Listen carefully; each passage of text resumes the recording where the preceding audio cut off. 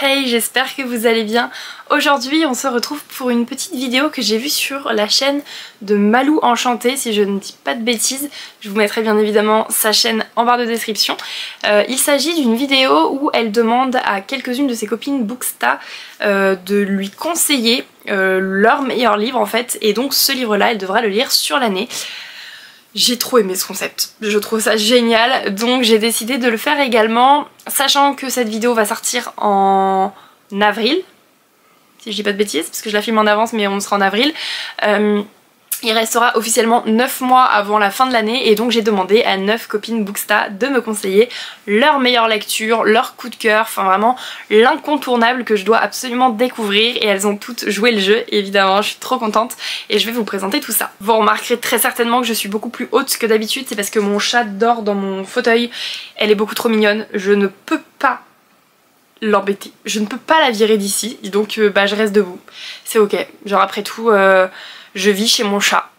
C'est la dure vie de maître de chat. Si vous en avez, vous savez. Mais là vraiment elle est trop mignonne. Donc bref, voilà le pourquoi du comment. On commence tout de suite avec la première qui m'a recommandé son livre. Il s'agit de Amy. Je vous mets les comptes Instagram ici pour que vous puissiez voir un petit peu ce qu'elle propose. C'est que des filles. Donc je vais parler au féminin tout le temps, ne vous étonnez pas.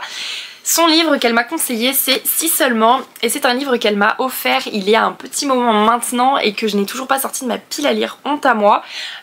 Pourtant je m'étais dit qu'il fallait que je le sorte rapidement et bah vous savez ce que c'est. Donc bref, il est toujours là et elle me l'a recommandé donc pour de bon cette fois. Donc je n'ai pas le choix, je le lirai cette année coûte que coûte et j'ai très hâte de le découvrir.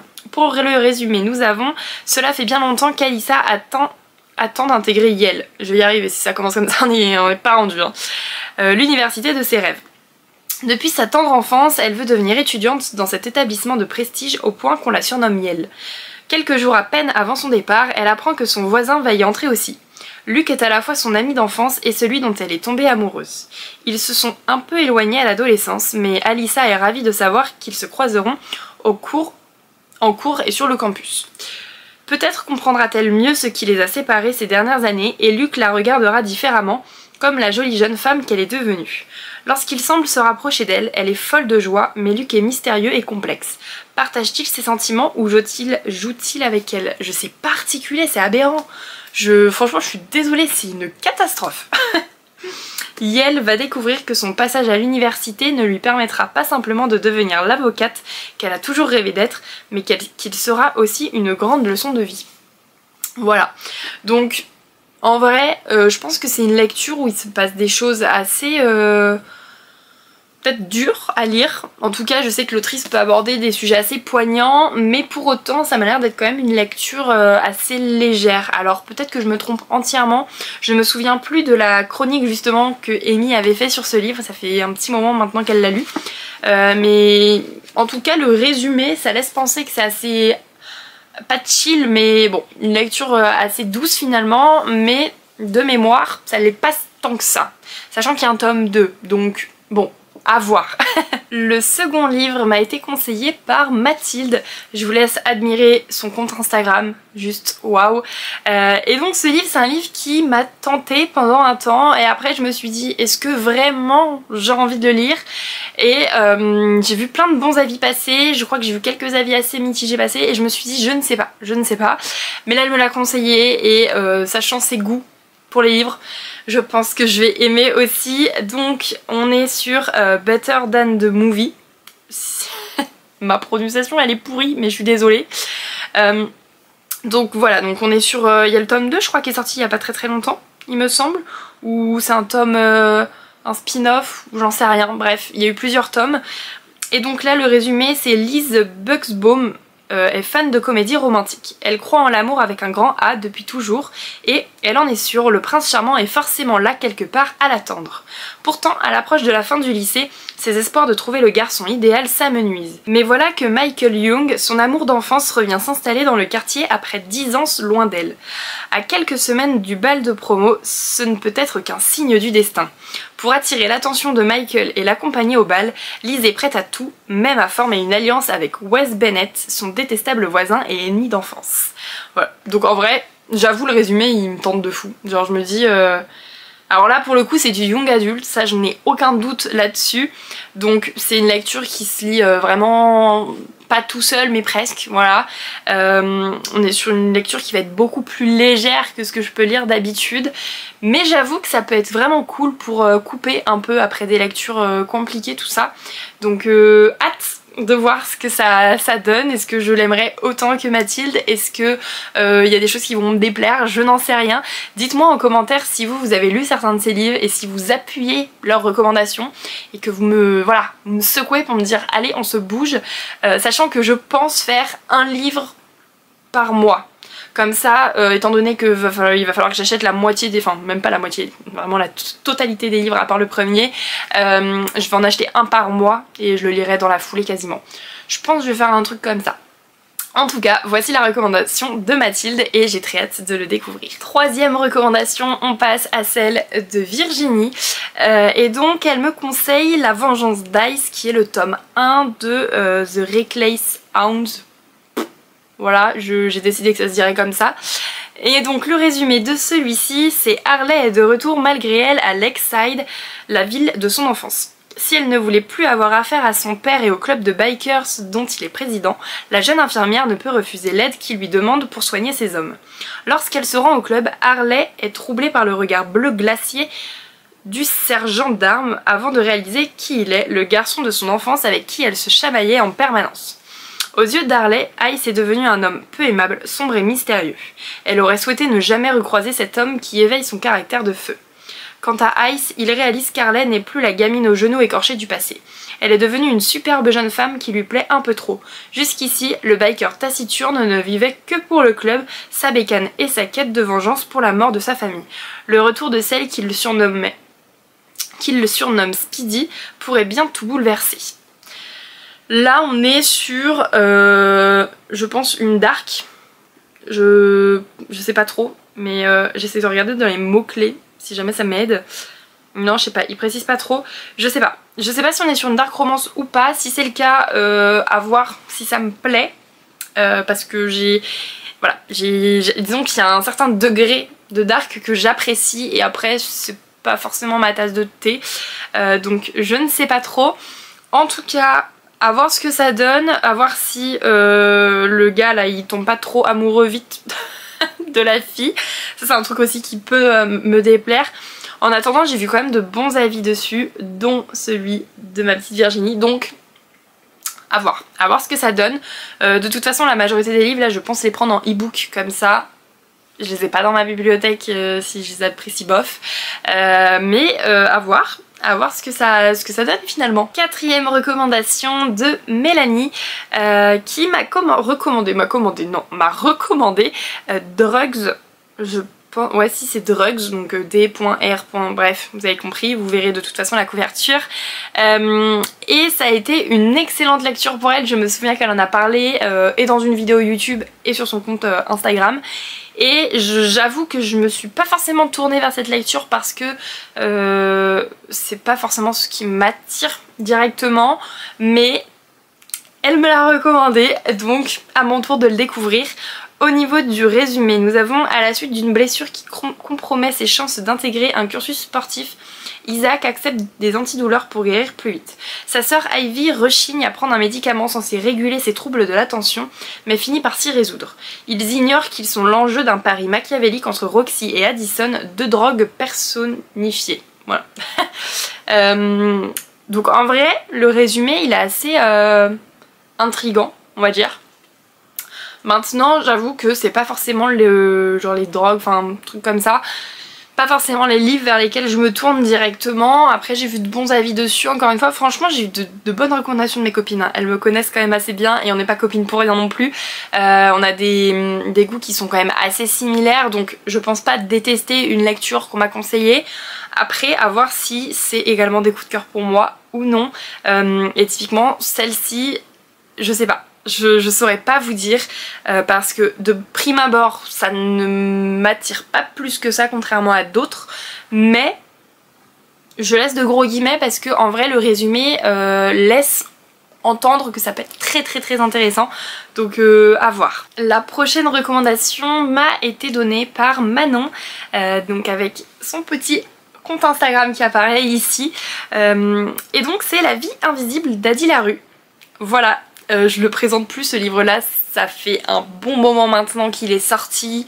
Il a fait beaucoup parler de lui ce livre-là. Et pour autant je n'ai jamais succombé à sa hype, on va dire. Parce que j'avais énormément peur d'être déçue.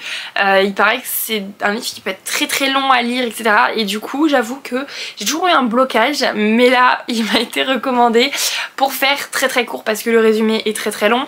Nous avons Adi Larue qui en 1700 et des bananes va faire un pacte avec le diable pour en fait être immortel tout simplement. À la simple condition que plus personne ne se souviendra d'elle en fait, elle n'existe plus, c'est comme un fantôme si vous voulez, on ne se souvient pas de son nom, on ne se souvient pas de son visage, bref elle est inconnue au bataillon, ce qui fait que elle va traverser les âges et les époques sans que personne se dise ah mais tiens toi, bref personne la connaît, sauf un beau jour où un monsieur je crois que c'est une librairie ou quelque chose comme ça. Ouais, c'est une librairie à New York où le monsieur derrière le comptoir va la reconnaître. Et donc à partir de là, l'histoire je suppose. Donc sur le papier, le résumé me tente beaucoup, ça a l'air trop cool. Mais du coup j'ai peur de la longueur, j'avoue. Là-dessus c'est vraiment le détail on va dire qui me fait dire que j'ai pas forcément envie de le lire. En tout cas c'est pour la raison pour laquelle je l'ai pas acheté jusque là. Malgré les très bons avis que j'ai vus, il y en a eu des beaucoup moins bon on va dire, et les arguments qui m'ont fait en fait repousser ce livre étaient vraiment les longueurs, donc dites-moi si vous l'avez lu, si vous avez vraiment trouvé ça très très long ou pas. En tout cas c'est le coup de cœur de Manon, donc à mon tour de le lire. La recommandation suivante est également d'une autre Manon, je vous mets également son Instagram ici, et donc cette fois on m'a recommandé Heartless Hunter. C'est un livre que je veux absolument lire, ça pour le coup il a été dans ma wishlist pour Noël, enfin bref je l'ai toujours pas eu depuis, mais c'est un livre que je n'oublie pas et qui est toujours prévu à l'achat. Raison de plus maintenant, je n'ai plus le choix, c'est pas moi qui l'ai dit, c'est Manon. Mais du coup je suis très très contente qu'elle m'ait recommandé ce livre puisque j'ai vraiment très envie de le découvrir. On parle en fait d'une histoire entre chasseurs et sorcières. Les sorcières, voilà, elles sont un peu pourchassées, etc. Et donc Rune, qui descend d'une lignée de sorcières, si j'ai bien compris, hein, fait que la nuit, elle libère en fait les sorcières qui sont jugées à mort. En gros, et il y a un jour où en fait elle va rencontrer donc Gideon qui est chasseur de sorcières et qui va détourner, enfin bref, ils vont en fait elle va essayer de lui mettre le cerveau à l'envers machin pour arriver à ses fins. Gideon lui va se servir également de Rune pour en apprendre un petit peu plus sur certains trucs des sorcières et tout. Enfin en gros le gros du résumé c'est ça, et donc forcément une histoire va naître entre les deux évidemment. Ça me fait penser un petit peu à Serpent and Dove dans le sens où on avait une sorcière et des chasseurs et qu'il y a une histoire entre les deux, forcément ça tilte directement, mais à voir si on est vraiment sur le même genre ou si au contraire rien à voir. Donc franchement j'ai très hâte de le lire, il y a eu d'extrêmement bons avis dessus, vraiment des chroniques incroyables, apparemment ça a été un coup de cœur pour beaucoup de personnes et moi il me tarde vraiment de le lire. Avant-dernière recommandation donnée par ma chère Émilie, il s'agit du Serpent et la Mule, d'un livre du coup qui est sorti il y a un petit moment il me semble, en tout cas je l'ai vu passer il y a un petit moment maintenant, et c'est vrai que je me suis jamais vraiment penchée sur le résumé, sur l'histoire, etc. Et maintenant que c'est fait, j'aime bien. J'avoue que ça me tente beaucoup maintenant. Du coup comme résumé nous avons: est-ce que deux âmes brisées que tout oppose peuvent se trouver dans le chaos? La drogue, la mort, Camilla connaît bien, elle qui baigne dedans contre son gré depuis sa naissance. Pourtant elle ne rêve que d'une chose, obtenir son diplôme de journalisme et quitter sa favela pour éloigner sa famille de l'influence des cartels. Mais quand son petit frère suit les traces de son père et se retrouve mêlé à leurs affaires, elle doit se sacrifier et mettre de côté ses idéaux pour lui éviter la mort. La jeune femme est alors obligée de jouer la mule et de travailler pour celui qu'on prénomme le Serpent, un homme cruel et impitoyable qui règne d'une main de maître sur l'un des réseaux de trafic de drogue les plus influents du Brésil. Si l'attirance entre eux est indéniable, elle est aussi impossible. Pedro représente le lourd passé qu'elle cherche à fuir, et pour lui, Camila est juste le jouet parfait pour assouvir ses addictions les plus malsaines. Néanmoins, entre violence, trahison et règlement de compte, la petite mule pourrait bien se révéler plus utile que prévu, alors pourquoi la laisser partir? Voilà. Je pense que là, j'ai dû capter l'attention de plusieurs personnes. J'avoue que le résumé il donne grave envie. Alors après, j'espère, je croise les doigts, qu'il n'y a pas trop de smut. Parce que dans les darks comme ça, déjà c'est du smut qui est pas terrible, enfin, je veux dire pas terrible, vous allez comprendre, mais on n'est pas sur du smut qui est très romantique, on va dire. Déjà que de base je suis pas très fan de ça dans les livres, si en plus il est même pas romantique, bon, voilà.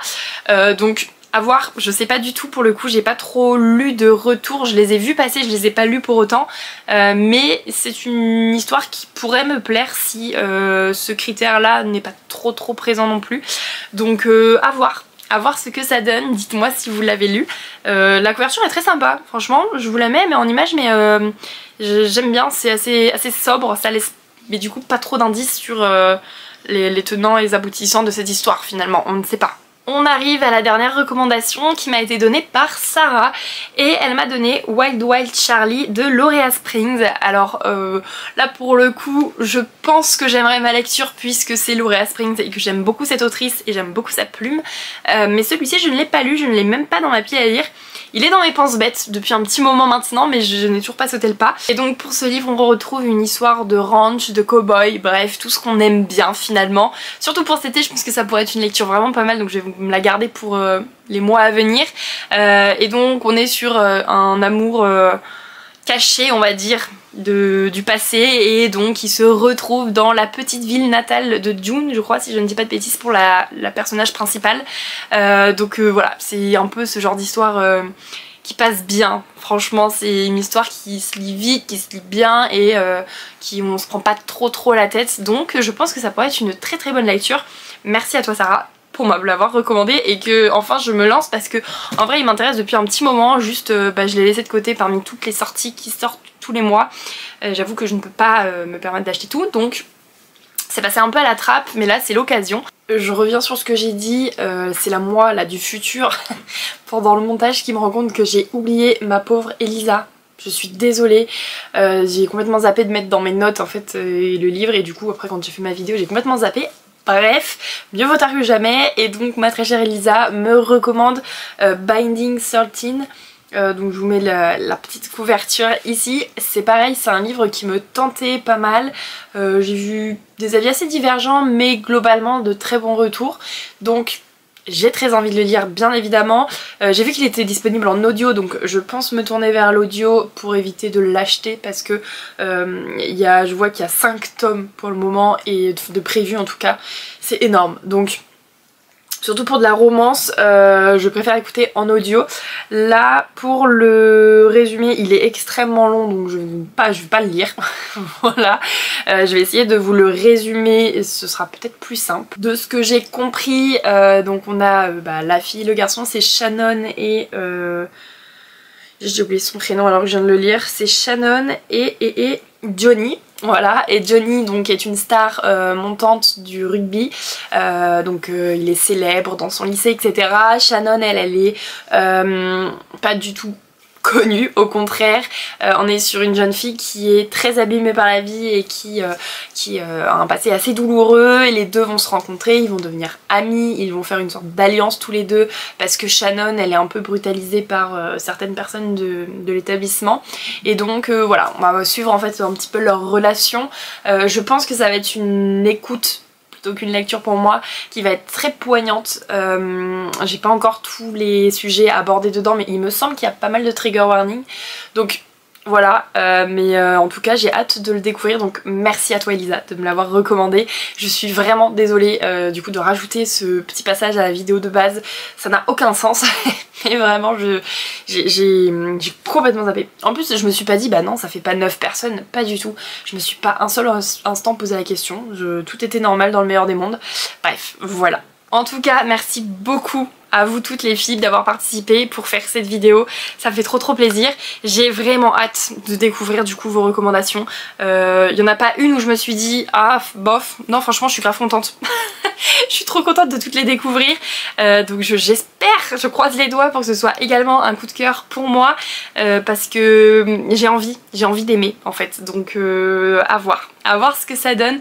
En tout cas, n'hésitez pas à me dire en commentaire si jamais il y a des livres comme ça qui vous tentent aussi, à la limite si on peut se faire des lectures communes ou des choses comme ça, faut pas hésiter, les commentaires sont ouverts, ils sont là pour vous. Moi je vous fais de gros bisous et je vous retrouve pour la prochaine vidéo.